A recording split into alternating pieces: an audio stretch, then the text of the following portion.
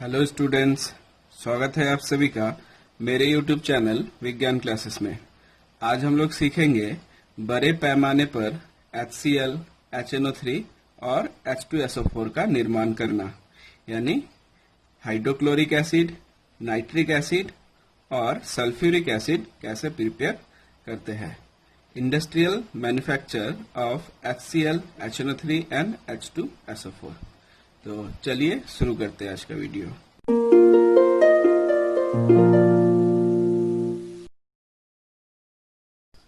बड़े पैमाने पर हाइड्रोक्लोरिक अम्ल का निर्माण।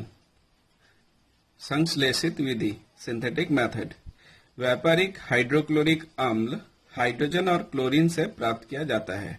मतलब H2 और Cl2 का प्रतिक्रिया करेंगे हम लोग और हमें HCl मिलेगा। इस मेथड पे हम लोग क्या करते हैं, अब देख सकते हैं, एक हम लोग इस तरह का एक चेम्बर लिए हैं जिसमें क्या किया जाता है, जिसपे ड्राई क्लोरीन गैस और हाइड्रोजन गैस को भेजा जाता है। देखिए, एक नली से इस पे हाइड्रोजन गैस को भेजा जा रहा है और दूसरे नली से इस पे ड्राई क्लोरीन गैस को भेजा जाता है। अब ये दो गैस जो है, इन दोनों को यहाँ पे बर्न किया जाता है, जलाया जाता है। ठीक, तो देखिए आप लोग, यहाँ पे एक बर्नर है जिसपे फ्लेम है। तो इस फ्लेम से ये जो दोनों गैस है इन्हें जलाया जाता है और इसके सतह पे, ये जो चेम्बर है, इसके सतह को ठंडा रखने के लिए इधर से कोल्ड वाटर इधर भेजा जाता है और जब वाटर गर्म होके वापस इधर से निकल जाता है ना।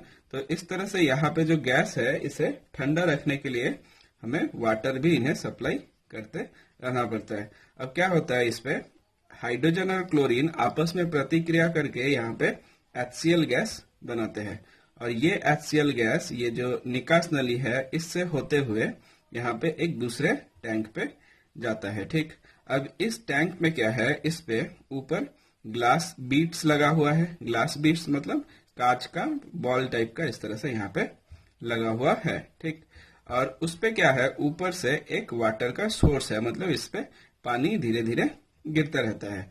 अब जैसे ही HCl गैस यहाँ पे इस चैम्बर में आता है, तो यहाँ क्या हो रहा है, यहाँ पे वाटर पे ड्रॉप बाय ड्रॉप वाटर गिर रहा है ना। तो ये वाटर के साथ ये जो HCl गैस है, ये अवशोषित हो जाता है। अवशोषित हो करके ये पानी में डिजोल्व होकर के ये नीचे इस तरह से हमें HCl गैस यहाँ पे मिल जाता है। तो इस तरह से हम लोग प्रयोगशाला में हाइड्रोक्लोरिक एसिड तैयार करते हैं। ऑसवाल्ड विधि द्वारा बड़े पैमाने पर नाइट्रिक अम्ल यानी HNO3 तैयार करना। सिद्धांत, इस विधि में अमोनिया के कैटालाइटिक ऑक्सीडेशन द्वारा नाइट्रिक अम्ल तैयार की जाती है। तो चलिए देखते हैं इस पे क्या किया जाता है। सबसे पहले एक कैटालाइटिक चेम्बर होता है जो इस तरह का होता है। अब कैटालाइटिक चेम्बर में क्या होता है, हमें अमोनिया और एयर के 1:7.5 इस रेशियो में लेकर के इस कैटालाइटिक चेम्बर में इसे भेजा जाता है। मतलब अगर हमारे पास 1 लीटर अमोनिया है तो हम 7.5 लीटर एयर लेंगे और इन मिक्सचर को यहाँ पे कैटालाइटिक चेम्बर में पास करेंगे। अब कैटालाइटिक चेम्बर में क्या है, जैसे कि नाम ही है इस पे कैटालाइटिक चेम्बर, मतलब कोई कैटलिस्ट यानी उत्प्रेरक यहाँ पे होगा।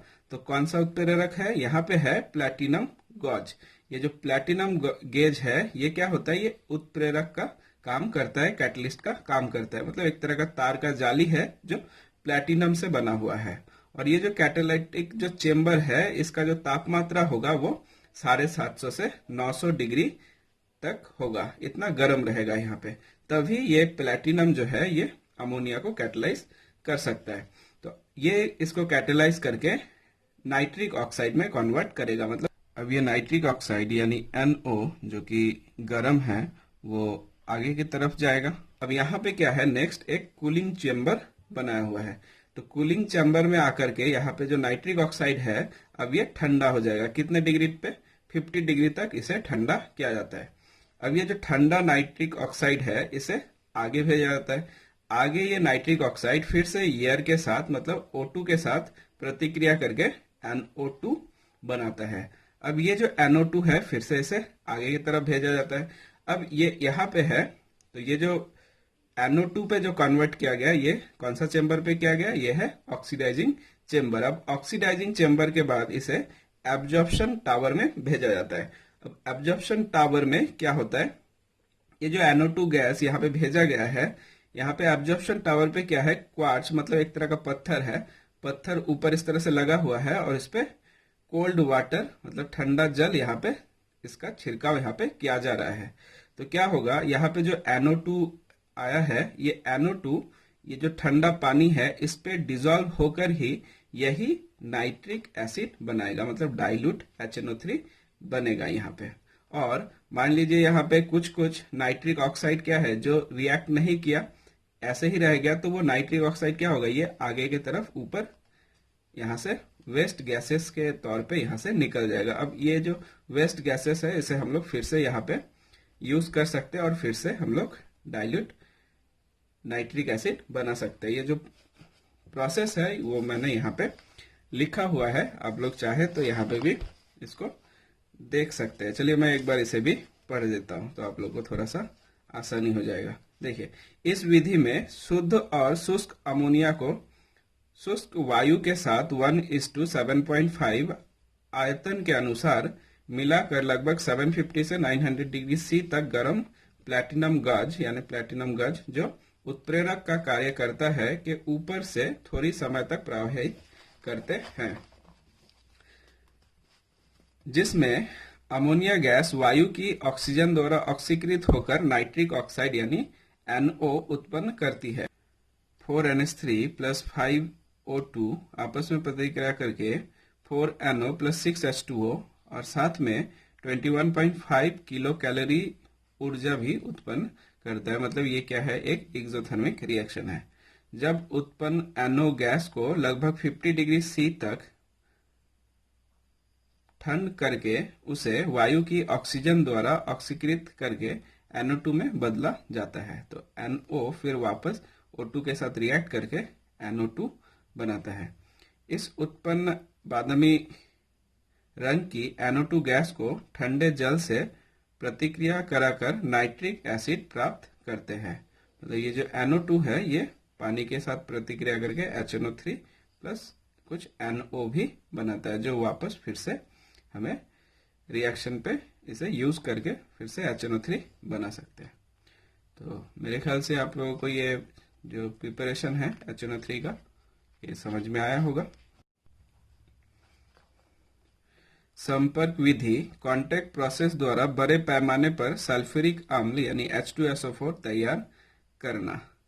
तो इस प्रोसेस में देखिए क्या किया जाता है। सर्वप्रथम वायु की उपस्थिति में सल्फर को जलाकर सल्फर डाइऑक्साइड प्राप्त की जाती है, यानी sulphur plus O2 gives SO2। इस प्रकार उत्पन्न सल्फर डाइऑक्साइड तथा शुद्ध वायु के मिश्रण को आयतन के अनुसार 1:7.5 के अनुपात में मिलाकर 1.5 से 1.7 वायुमंडलीय दबाव पर एक संपर्क कक्ष में प्रवाहित किया जाता है, जिसमें लोहे के ऊर्ध्वाधर यानी वर्टिकल नलियां होती है, जिनमें तप्त प्लेटिनाइज्ड एज्बेस्टर या फिर वेनेडियम पेंटॉक्साइड भरा रहता है और उसका तापमान 400 डिग्री सी से 500 डिग्री सी रहता है। इस तप्त प्लेटिनाइज्ड एज्बेस्टर या वेनेडियम की उपस्थिति में सल्फर डाइऑक्साइड वायु की ऑक्सीजन द्वारा सल्फर ट्राइऑक्साइड यानी SO3 में ऑक्सीकृत हो जाती है।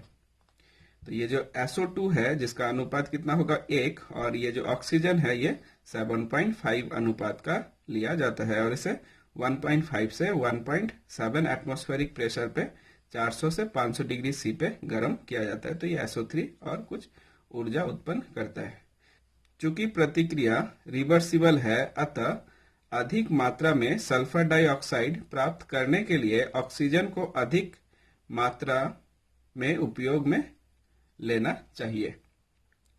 संपर्क कक्ष से निकली हुई गैस एक अवशोषक स्तंभ में भेजी जाती है, जिसमें क्वार्ट्ज के टुकड़े भरे रहते हैं और ऊपर से 98% तीव्रता का सल्फ्यूरिक अम्ल टपकता रहता है। सल्फर ट्राइऑक्साइड इसमें अवशोषित होकर फ्यूमिंग सल्फ्यूरिक अम्ल या ओलियम यानी H2S2O7 बनाती है।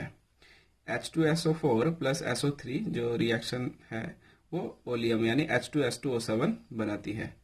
इस ओलियम में जल की उचित मात्रा मिलाकर इच्छित तीव्रता की सल्फ्यूरिक अम्ल तैयार की जाती है। मतलब ये जो ओलियम बना है इसे हम लोग अपने मन के हिसाब से जितना मर्जी उतना डाइल्यूट करके उतना H2SO4 बना सकते हैं। चलिए हम लोग कांटेक्ट प्रोसेस का बनाने का प्रोसेस देखते हैं।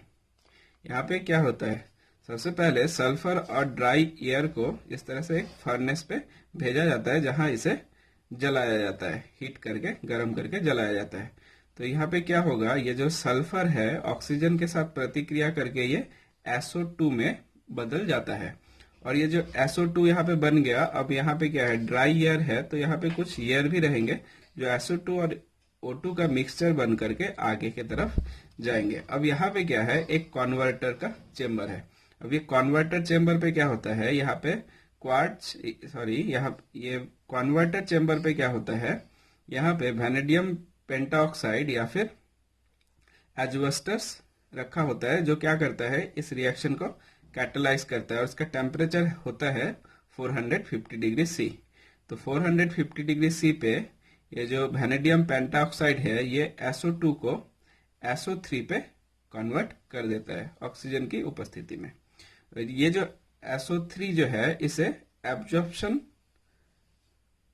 टावर पे भेजा जाता है। यहाँ पे क्या होता है, ऊपर से कॉन्सेंट्रेटेड सल्फ्यूरिक एसिड जो कि 98% कॉन्सेंट्रेटेड सल्फ्यूरिक एसिड है उसे यहाँ पे टपकाया जाता है, इस तरह से धीरे धीरे टपकाया जाता है, जिससे क्या होता है, ये जो ड्रॉप बाय ड्रॉप यहाँ पे सल्फ्यूरिक एसिड गिरता है तो ये जो SO3 है जो यहाँ पे बना था वो क्या होता है, ये जो सल्फ्यूरिक एसिड है इस पे एब्जॉर्ब हो जाता है, मतलब अवशोषित हो जाता है। तो अवशोषित हो करके ये क्या बनाता है, ये बनाता है ओलियम जो कि है H2S2O7। मतलब यहाँ पे हम लोगों का ओलियम बन गया। और इसके साथ मान लीजिए कुछ अगर वेस्ट गैसेस है तो ये ऊपर से इस तरह से निकल जाएंगे, वो इस पे एब्जॉर्ब नहीं होंगे।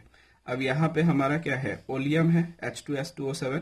अब ओलियम को अगर हम लोग थोड़ा डाइल्यूट करेंगे, मतलब पानी डालेंगे इस पे, तो पानी मिला करके ये फिर से H2SO4 पे कन्वर्ट हो जाता है। तो ये हम लोगों का मेथड था, मतलब लेबोरेटरी मेथड था प्रिपरेशन ऑफ सल्फ्यूरिक एसिड के लिए। तो मेरे ख्याल से आप लोग को ये वीडियो पसंद आया होगा। आज हम लोग अपना वीडियो यहीं पे समाप्त करते हैं। तब तक के लिए बाय।